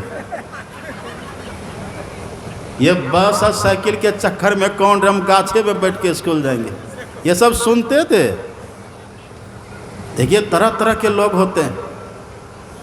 श्री सद्गुरु महाराज की क्या कह रहे थे हम? उधर क्या कह रहे थे? भूल गए ना? जोर से बोलिए। हाँ, हम लोग का शरीर कितना बड़ा है? 3.5 हाथ। आपका जो घर है 2-3 मंजिल का, आप सब मंजिल पर रहते हैं आप। या यदि आपके घर में 5 कमरा है तो 5 कमरा में रहते हैं आप? नहीं, किसी एक मंजिल पर, किसी एक कमरा में, कमरा में भी किसी एक जगह पर रहते हैं। तो आप कहिए, आप जैसे देह में रहते थे, इस देह में कहाँ पर रहते हैं आप? पूरे देह में रहते हैं? नहीं नहीं, पूरे देह में आप नहीं रहते हैं। इस देह में आपका ठौर 3 जगह पर है। आप 3 जगह पर देह में रहते हैं। कहाँ कहाँ रहते हैं? जब तक आप जगे रहते हैं, जागृत अवस्था में, दोनों आँखों के ठीक मध्य में यहाँ रहते हैं। कहाँ रहते हैं? यहाँ रहते हैं। इसी को बोलते हैं आज्ञा चक्र। यहाँ ये दोनों आँखों के मध्य में आज्ञा चक्र रहता है। जब तक आप और हम जगे रहते हैं ना, इसी आज्ञा चक्र में रहते हैं। कैसे रहते? मैंने प्रातःकाल कहा था ना, मन आपके संग में रहता है। अब मन कैसे संग में रहता है? जैसे दूध के संग में घी रहता है। जैसे दूध के संग में घी रहता है ना, ऐसे मन के संग में हम रहते हैं। जहाँ दूध वहाँ घी, और जहाँ मन वहाँ हम। मन के संग में रहते हैं हम। कबीर साहब से देखिए, कबीर साहब से किसी ने पूछा, कबीर साहब इस देह में कहाँ रहते हैं हम? तो कबीर साहब ने कहा, सुनो, नैनो माही मन बसे। तुम जो हो ना, नैनो माही, देखिए नैनो ये बहुवचनांतक शब्द है। नैनो मतलब एक से अधिक का बोध होता है ना, नैनो। नैन मतलब क्या होता है? पढ़े लिखे लोग जानते हैं, नैन का अर्थ होता है आँख। क्या होता है नैन का अर्थ? आँख। और नैनो मतलब एक से अधिक, तो हमारी 2 आँख है ना। नैनो मतलब 2 आँख। अब माही का मतलब मध्य, माही का मतलब मध्य, बीच। तो आप और हम जो जीवात्मा है ना, कबीर साहब कहते जागृत अवस्था में दोनों आँखों के बीच में मन के संग में जीवात्मा रहती है यहाँ। यही बात अपने सदगुरु महाराज भी कहते, पढ़िएगा पदावली में। अपने सदगुरु महाराज जी कहते हैं, मन मन तुम बसो तीसरो नैना में महा। कबीर साहब कहते दोनों आँखों के मध्य में, और सदगुरु महाराज जी कहते तीसरी आँख में एक ही बात है। उपनिषद वाणी आप पढ़िएगा, उपनिषदों की बात। संतमत की मूल भित्ति क्या है? उपनिषद। उपनिषदों का ज्ञान, मूल ज्ञान, यही संतमत का मूल आधार है। आप पढ़िएगा उपनिषदों में, एक ऋषि कहते, उपनिषद के ऋषि कहते हैं, नेत्रस्थम जागृतम विद्यात कंठे स्वप्नं समाविशेत हृदयस्थम तो तुर्यम मूर्धनि संस्थितम। ऋषि कहते हैं जब तक हम जगे रहते हैं तब तक हमारा निवास नेत्र में होता है। नेत्र कहने का मतलब तीसरा नेत्र, तीसरी आँख में रहता है। यहाँ पर हमारा बसा है। तो यदि आपको कोई पूछे आप कहाँ रहते हैं, तो कह दीजिए तीसरी आँख में। अब पुलिस के यहाँ थाना में आप जाइए, कुमारखंड, कोई काम करने के लिए। अब वहाँ दरोगा साहब पूछेगा कहाँ रहते हैं, कह दीजिए तीसरी आँख में, 2 डंडा लगा देगा। हैं, तीसरी आँख में रहता है, ये कौन सा परिचय हुआ? वहाँ आप बोलिए, जब पूछे दरोगा कहाँ रहते तो आप कह दीजिए छर्रापट्टी में। तो आप कहिएगा कि बाबा तब ये याद करने से क्या होगा? यहाँ के दरोगा आपको पूछेंगे यहाँ का घर, लेकिन एक दिन सबको देह छोड़ करके जाना है। पूछे धर्मराज जब भाई, वहाँ धर्मराज पूछेगा आए हो? हाँ। आए हो? हाँ। कहाँ से आए हो? छर्रापट्टी से। अच्छा, रहते कहाँ थे? कह दीजिएगा छर्रापट्टी में। 2 मुंगरा लगा देगा जमराज। छर्रापट्टी में रहता था। छर्रापट्टी में तो तुम्हारी देह रहती थी, तुम कहाँ रहता था? सो बताओ। तो यहाँ के लोगों को, यहाँ के पुलिस को आपको यहाँ का घर बताना है, लेकिन जब जमराज पूछेगा तो उसको बताने के लिए आपको सही पता चाहिए। कह दीजिएगा, पूछेगा जमराज कहाँ रहता था, कह दीजिएगा छर्रापट्टी में, तब भी 2 मुंगरा लगा देगा। कहाँ रहता था, कह दीजिएगा कान में, तब भी 2 मुंगरा लगा देगा। कहाँ रहता था, कह दीजिएगा पैर में, तब भी 2 मुंगरा लगा देगा। और यदि कह दीजिएगा आँख में, प्रसन्न हो जाएगा, इसको आध्यात्मिक ज्ञान है। क्योंकि देखिए वेद भगवान कहते हैं, कबीर साहब कहते हैं, सदगुरु महाराज जी कहते हैं, जब तक हम जगे रहते हैं यहीं आँखों में यहीं रहते हैं, अब मन यहीं रहता है। और जब कोई दीक्षा लेकर के भजन करने लग जाते हैं ना, जब भजन करने लग जाते तब यहाँ से ऊपर उठते हैं। अभी हम ऊपर नहीं उठते, अभी तो हम सोते हैं रोज। जागृत सपने तथा जीवो गच्छत्या गच्छते पुनः। रोज हम सपनाते हैं, रोज हम गहरी नींद में जाते हैं, रोज हम जगते हैं। जब सोते हैं तब मन हमारा नीचे जाता है। कहाँ तक? हृदय तक। यहाँ तक आता है, यहाँ हृदय। हृदय में नहीं, कंठ तक मन आता। हृदय में तो केवल चित्त रहता, कंठ तक मन आता, यहाँ तक। फिर यहाँ से जागृत अवस्था में आता है। और जब कोई साधन भजन करे तब मन यहाँ से ऊपर उठ करके सहस्रदल कमल में जाता है, वहाँ पर पूर्ण चंद्रमा का दर्शन होता है और वहाँ से उठता है त्रिकुटी तक। एक बात और देख लीजिए, ये जो आज्ञा चक्र है ना, आज्ञा चक्र का 2 भाग है। कितना भाग है? सुन रहे मेरी बात? आज्ञा चक्र को कहते यहाँ आज्ञा चक्र, दोनों आंखों के ठीक मध्य में, उसी आज्ञा चक्र में आप और हम रहते हैं। और भी देखिए, आज्ञा चक्र का 2 भाग है, अधः और ऊर्ध्व, नीचे वाला भाग ऊपर वाला भाग। आज्ञा चक्र के नीचे वाले भाग में घोर अंधकार भरा हुआ है, उसी घोर अंधकार में आप और हम अभी रहते हैं। यही है अविद्या माया, ये अविद्या माया है। और यदि कोई दृष्टि योग की क्रिया सीखे, एक मंत्र का जप ले, एक मंत्र का जप करे, एक रूप का ध्यान करे और दृष्टि योग की साधना करे। आज दीक्षा में हमने तीनों क्रिया बतलाए। आज बहुत लोग दीक्षा लिए और दीक्षा लेने वाले का नंबर लगा हुआ था, हमने बहुतों को रोक दिया, अब आज ने कल देंगे। इसके पहले हम सत्संग में थे, वहाँ पिपराही में, मधेपुरा जिला में पिपराही है ना, वहाँ भी ऐसे ही भीड़। अब वहाँ भी जब हम दीक्षा देने लगे, एक हॉल लगभग भर गया, कई दर्जन लोग दीक्षा लिए, 4-5 दर्जन से भी ज़्यादा लोग दीक्षा एक बार। और जो फिर बचे कुछ फिर दूसरे दिन दिए। बहुत लोग दीक्षा लेते हैं। और दीक्षा लेने का मतलब क्या है? क्या है दीक्षा? क्या है? एक बच्चा ने कहा कि बाबा, हम बोले हाँ, कहा मेरे भैया को दीक्षा दे दिया, हमको दीक्षा नहीं दिए। अब बच्चा था बहुत छोटा था, तुतला। तो हमने कहा दीक्षा क्या है? दीक्षा क्या सेब संतरा है कि लेके खाओगे? दीक्षा मिठाई है। दीक्षा कौन लेते हैं? जिसकी समझ अच्छी हो गई, जो कुछ करेंगे। दीक्षा लेने के और लोगों में लग जाती है, फिर करना धरना कुछ नहीं है, केवल दीक्षा ले लिए हो गया। एक बूढ़ी सामने पूछा कि माता जी दीक्षा लिए हैं? हाँ बाबा लिए हैं। ध्यान करते हैं, कर देते हैं। देखिए कैसे ऐठ के बोलती है। ध्यान करते हैं, कर देते हैं। कितनी बार? तो 2 बार। और दीक्षा में क्या बोले थे? दीक्षा में तो 3 बार बोले थे करने के, 2 ही बार काहे करते हैं? तो समय नहीं मिलता है बाबा। खाने का समय मिलता है, खाते हैं कितनी बार? 3 बार खाते हैं कि नहीं कम से कम।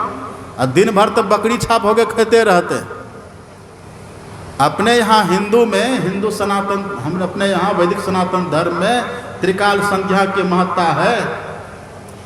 आप मुसलमानों में देखिए 5 वक्ती नमाज है वहाँ, और अपने यहाँ सनातन धर्म में त्रिकाल संध्या है। जो हिंदू, जो सनातन धर्मावलंबी 3 बार ध्यान नहीं करता, उसको सनातनी, उसको वैदिक धर्मावलंबी, उसको हिंदू कहलाने का अधिकार ही नहीं है। वो नहीं है हिंदू, वो सनातनी हो नहीं सकता है। कुर्यात परिचयम योगे त्रैकाल्य नियतो मुनि गिरी श्रृंगे तथा चैत्य वृक्षाग्रि सुचयोजये। मनुष्य मात्र को 3 बार संध्या रोज करना चाहिए, ब्रह्म मुहूर्त में, दिन में स्नान के बाद और रात में। ये त्रिकाल संध्या जो नहीं करते वो मनुष्य है ही नहीं। त्रिकाल संध्या, इसका वर्णन वेदों में है, धर्म ग्रंथों में इसका वर्णन है। यही 3 प्रकार की साधना यदि कोई व्यक्ति करे, शुरू में केवल मंत्र जपने से कुछ नहीं होगा। हाँ, मंत्र एक माध्यम है, माया से निकलने का जो साधन है। मुख्य क्रिया भी सुन रहे थे ना, हमारे बाबा सुना रहे थे आपको। अपने सदगुरु महाराज जी कहते हैं, घटतम प्रकाश व शब्द पट त्रय जीव पर है छा रहे, कर दृष्टि और ध्वनि योग साधन ये हटाना चाहिए। पर ये कैसे हटेगा? कर दृष्टि और ध्वनि योग साधन, दृष्टि योग और नादानुसंधान। तब पहले ट्रिप में, पहले के ध्यान, पहले की दीक्षा में 3 बात बतलाते हैं, मानस जप, मानस ध्यान और दृष्टि योग। ये 3 साधना करने से आपके भीतर जो पहली माया का प्रतीक है ना, अविद्या माया, जो अंधकार है, वो खत्म हो जाएगा। आप उस माया से निकल जाएंगे। अंधकार बड़ा भयंकर है, ये आंख बंद करने के बाद जो घोर अंधकार देखते हैं, इसी को राम भगवान कहते हैं एक दुष्ट अतिशय दुख रूपा। ये आंख बंद करने के बाद जो घोर अंधकार दिख रहा है, ये अविद्या माया है। इसी के लिए राम भगवान कहते हैं ये बड़ा दुष्ट है, ये अंधकार बड़ा दुष्ट है। ये हम आपको सुनाए हैं ना कई बार, अंधकार को हिंदी में कहते हैं तम। क्या कहते हैं? तम। तो जब तक है तम तब तक है जम। कितना खतरनाक है देखिए। एक तो अंधेरी कोठरी तामे दिया न बाती हो, अब बहिया पकड़ी जम ले चले कोई संग न साथी हो। ये अंधकार के चलते हम जम के फंदा में पड़ते हैं। इसी अंधकार के चलते हम जन्म मृत्यु के, इसी अंधकार के चलते हम 84 लाख योनियों में भटकते रहते हैं। आप पढ़िए गोस्वामी तुलसीदास जी महाराज की वाणी, जब लग नहीं निज हृदय प्रकाश। यह अंधकार जब तक है, प्रकाश जब तक नहीं हुआ है, जब लग नहीं निज हृदय प्रकाश, अरु विषय आस मन माही, तब लग तुलसीदास भ्रमत सुख सपने हो नाही। तब तक सपना में भी सुख नहीं मिलेगा। अंधकार में जब तक रहिएगा ना, सुख कभी मिलेगा? कितना भी धन हो, कितना भी पद हो, कितनी भी प्रतिष्ठा हो, सुख नहीं मिलेगा। बुद्ध भगवान राजा थे, सब कुछ था, लेकिन उनको सुख नहीं दिखा। और साधु बनकर के जब अंधकार को खत्म कर दिए, सुखी हो गए।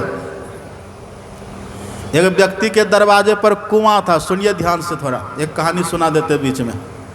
कहानी इसलिए सुना देते कि समझ में ठीक से बात आ जाती है। एक व्यक्ति के दरवाजे पर एक कुआं था। अब कुआं से एकदम बदबू आ रही थी, दुर्गंध आ रहा था, बदबू। पंडित जी के पास गए। पंडित जी देखिए ना, मेरे कुआं में तो बड़ी बदबू आ रही है, दुर्गंध आ रहा है। तो पंडित जी बोले एक काम करो, पूजा पाठ करवा लो, सत्यनारायण का पाठ करवाओ। कहा ठीक है, करवा लिया। और तब भी बदबू कुआं की खत्म नहीं हुई। कहा बदबू आ क्यों रहा है, इसका पता किया? तो पता चला कि कुआं में एक मरा हुआ कुत्ता है। क्या है? कुआं में कुत्ता मर गया है।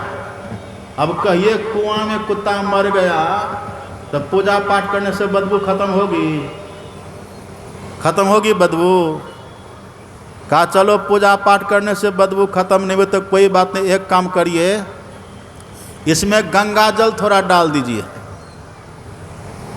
अब कहिए जिस कुआं में कुत्ता मर गया हो तो गंगा जल डालने से बदबू जाएगी? गंगा जल डाल दिया तब भी बदबू कुआं की नहीं गई। पूजा पाठ करवा लिया तब भी बदबू कुआं से नहीं गई। और सत्यनारायण कथा करवा लिया तब भी कुआं से बदबू नहीं गई। परेशान हो गया।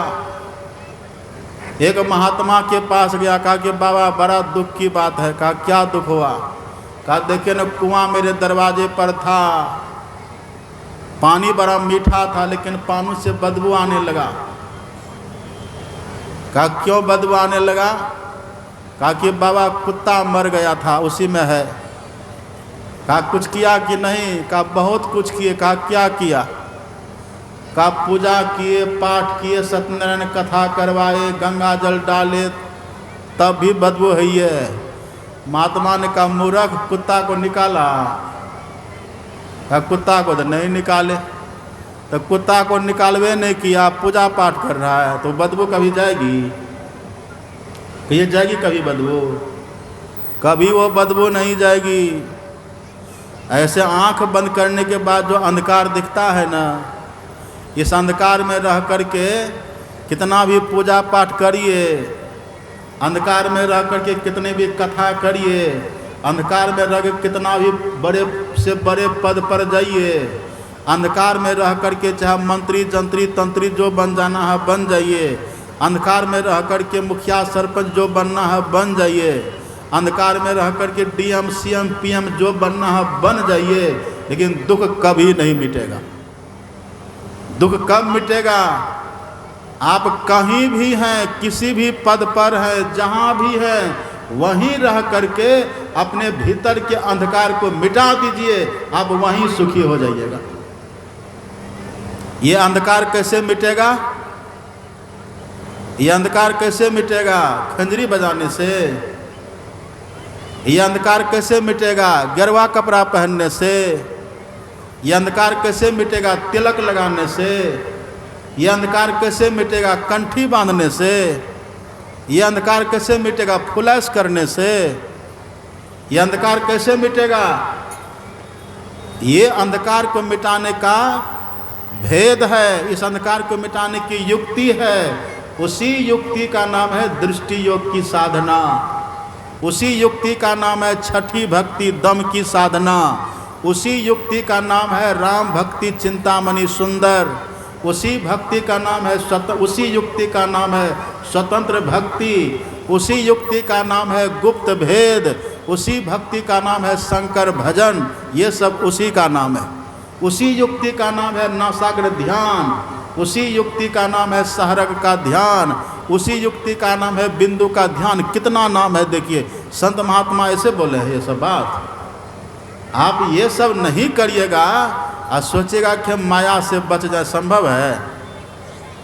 इसलिए सदगुरु महाराज जी कहते कर दृष्टि अरु योग साधन। यही दृष्टि योग साधन जो करेंगे, कर दृष्टि अरु ध्वनि योग साधन, ये दृष्टि योग की साधना। दृष्टि योग की साधना करने से आपके भीतर अंधकार खत्म होकर के प्रकाश दिख जाएगा पक्का। ये प्रत्यक्ष में क्या हुआ है? और जैसे प्रकाश आपको दिख गया ना, अंधकार खत्म हो जाएगा। ब्रह्म ज्योति खुल गई अंतर में, और निशी अंधियारी हदस भागी। अंधकार किधर भाग जाएगा आपको पता भी नहीं चलेगा। अंधकार जैसे खत्म हुआ तो समझिए हमारे भीतर से अविद्या माया खत्म हो गई। इसके खत्म होने का फल क्या होगा? अब आप 84 लाख योनियों में कभी नहीं जाइएगा। भा प्रकाश मिटल अंधियारी, सुख भयल बहुत तेर है, आ गुरु कृपा की कीमत नाही, मिटल 84 फेर है। 84 का फंदा आपका मिट जाएगा। ये कम लाभ आप समझते हैं? अब लाभ किसको कहते हैं? आप लाभ सोचते हैं लाभ है क्या? मास्टर बन जाना। लाभ क्या है? जमींदार बन जाना। लाभ क्या है? फौजी बन जाना। लाभ क्या है? प्रोफेसर बन जाना। लाभ क्या है? इंजीनियर बन जाना। लाभ क्या है? एमएलए एमपी बन जाना। लाभ क्या है? मुख्यमंत्री प्रधानमंत्री बन जाना। ये सब भी लाभ है, इसका विरोध नहीं है। पर याद रखिए, यदि अंधकार में रहिएगा ना तो बहुत कष्ट झेलना पड़ेगा। इसलिए आप कहीं भी रहिए, लेकिन इस अंधकार को मिटाने का प्रयत्न करिए। पढ़े लिखे तब भी, अनपढ़ हैं तब भी। विप्र भंगी अपढ़ पढ़वा, करो तरिहो न शंक हो। तरते गए जो अस किए सब राय राना रंग हो। अब प्रकाश में चले जाइएगा, लेकिन याद रखिए प्रकाश भी माया है। उस प्रकाश को कहते विद्या माया। तिनकर भेद सुनाओ तुम दो, विद्या अपर अविद्या दो। आंख बंद करने पर जो घोर अंधकार था वो अविद्या माया थी। अविद्या माया को आप दृष्टि योग की साधना करके मानस जप मानस ध्यान करके पार कर गए, प्रकाश में चले गए। ये प्रकाश क्या है? ये भी माया है, ये विद्या माया है। इसमें बड़ा सद्गुण है। इस माया में गुण ही गुण भरा हुआ है। इसमें गुण भरा हुआ है। जिसके भीतर प्रकाश होता है उसके भीतर बहुत गुण हो जाता है। जिसके भीतर प्रकाश हो जाए ना, वो आप सबके मन की बात को जान लेंगे। किनके मन में क्या चल रहा है सब प्रत्यक्ष में दिख जाएगा, सब दिखेगा। यहाँ बैठेंगे आंख बंद करके देख लेंगे घर में क्या हो रहा है। जथा सुवंजन आंज दृग, साधक सिद्ध सुजान, कौतुक देखें शैलवन भूतल भूरी निधान। धरती के भीतर क्या हो रहा है आप देख लीजिएगा। पहाड़ों में कहाँ पर भगवान की कैसी लीला हो रही है आप देख लीजिएगा। किसके मन में क्या चल रहा है आप देख लीजिएगा। हम लोग के सदगुरु महाराज जी कहते थे, तुम लोगों का जो हृदय है ना वो कांच की अलमारी की तरह है। जैसे कांच की अलमारी में भीतर में कहाँ क्या रखा रहता है वो बाहर से दिख जाता है, ऐसे किनके भीतर में क्या चल रहा है, जिसके जीवन में ये दिव्य प्रकाश हो गया वो सब देख लेता है। लेकिन याद रखिए भी माया होती है। अपने भीतर में दिव्य प्रकाश होने से दिव्य दृष्टि हो जाती है, 84 का बंधन खत्म हो जाता है। और यही प्रकाश जिसके भीतर हो जाए फिर जम कुछ नहीं कहता है। आप पढ़िएगा संत कबीर साहब की वाणी। संत कबीर साहब कहते घट घट दीपक बरे, लखे नहीं अंध है, और लखत लखत लखी परे, कटे जम फंद है। सबके भीतर में दिया जल रहा है, उस दिया के प्रकाश को जो एक बार देख लेता है जम का फंदा कट जाता है। यही है, ये भी है माया का पर्दा। हिरण्यमयेन पात्रेण सत्यस्यापिहितं मुखम तत्त्वं पुसन पावरेण सत्य धर्माय दृष्टये। ये प्रकाश, ये भी माया है, ये विद्या माया है। इस प्रकाश के बाद है अनहद नाद। अनहद नाद भी माया है। अनहद नाद तक मन जाता है। अनहद नाद को मन जैसे सुन लेता है मन मर जाता है। इसलिए अनहद नाद भी माया और प्रकाश भी माया, अंधकार भी माया। अंधकार, प्रकाश और शब्द तीनों माया है। इसलिए अपने सदगुरु महाराज जी के पाठ में सुने ना, अंधघटतम प्रकाश व शब्द पट त्रय जीव पर है छा रहे। यहाँ तक मन जाता है, ये सब माया है। अनहद में धुन सतलोल है, वहाँ पर सतत धुन की प्राप्ति होती है। सत धुन जो वहाँ पर मिलती है, सतत ध्वनि की जो वहाँ पर प्राप्ति होती है, सार शब्द वह है निर्मायिक शब्द। उस शब्द में, वो शब्द माइक नहीं, वो निर्मायिक शब्द है। वो शब्द परमात्मा से उत्थित है। उस शब्द को जो पकड़ ले वो माया से बिल्कुल मुक्त हो जाता है। इसलिए अपने सदगुरु महाराज हम लोगों को याद करा के रटा दिए हैं। माया बद्ध जीव आवागमन के चक्र में पड़ा रहता है। इस प्रकार रहना जीव के सब दुखों का कारण है। इससे छुटकारा पाने के लिए सर्वेश्वर की भक्ति करनी क्या है। और दूसरी जगह क्या है, मानस जप, मानस ध्यान, दृष्टि साधन और सुरत शब्द योग द्वारा सर्वेश्वर की भक्ति करके अंधकार, प्रकाश और शब्द की प्राकृतिक तीनों पर्दों से पार जाना और सर्वेश्वर से एकता का ज्ञान प्राप्त करके मोक्ष पा लेने का मनुष्य मात्र अधिकारी है। ये काम जब हम करेंगे तब सच्चा ज्ञान होगा। इसके बाद भगवान ने ज्ञान की परिभाषा बतलाई। तीनों पर्दा से जो मुक्त हो जाए ना वो सच्चा ज्ञानी है। ज्ञान मान जह एक नाही, देखे ब्रह्म समान सब माही। अंधकार, प्रकाश और शब्द तीनों पर्दा जिसके भीतर से खत्म हो गया, अब वो सब जगह परमात्मा ही परमात्मा को देखेगा। इनके हटे माया हटेगी, अब प्रभु से होगी एकता, अब फिर द्वैतता नहीं कुछ रहेगी। असमरण दृढ़ चाहिए, अब परमात्मा मिल गए, काम तमाम हुआ। अब जहाँ देखियो परमात्मा ही परमात्मा। यही काम करने वाला सच्चा बैरागी होता है। कहे कबीर सुनो भाई साधो, जगत पीठ दे भागड़ी। वो संसार को पीठ दे करके अंधकार, प्रकाश और शब्द से तीनों से भाग करके परमात्मा में समा जाती है। सच्चा बैरागी होते हैं। कहिए तात्स्व परम बैरागी, अतृण संसिद्धि तीन गुण त्यागी। अपने भीतर के तीनों पर्दों को जो हटा देते हैं वो अब ब्रह्मा, विष्णु और महेश के पद को भी त्रीन के समान जान करके त्याग देते हैं। वो सच्चा बैरागी हो जाते हैं। यही ज्ञान लक्ष्मण जी को भगवान ने सुनाया और अंतिम में भगवान ने कह दिया कि हे लखन, ये ज्ञान जब तक नहीं हुआ है तब तक वो जीव है। भगवान ने कहा माया ईश न आप कह जान कहिए सो जीव। ये ज्ञान जब तक नहीं हुआ तब तक हम जीवात्मा हैं। ये ज्ञान पाकर के जब हम परमात्मा को पा लेते हैं तो जो जीव ईश्वर को पा लेता वो ईश्वर ही हो जाता है। ब्रह्मविद ब्रह्मे भवति न दर्शना दर्शना हित्वा। राम भगवान ने कहा, आप पढ़ेंगे उपनिषदों में, राम भगवान कहते हनुमान जी से, हे हनुमान, जो दृश्य और अदृश्य को त्याग करके दर्शना दर्शने हित्वा स्वयं केवल रूपतः यंग आस्ते कपि शार्दुल ब्रह्म सब ब्रह्मित स्वयं। जो अंधकार से परे प्रकाश, प्रकाश से परे शब्द, शब्द के परे जो निःशब्दम परमम पदम परमात्मा, उनको जो पा लेते हैं, राम भगवान कहते हैं वो ब्रह्म को जान करके ब्रह्म ही हो जाते हैं। तब भेद सब समाप्त हो जाता है।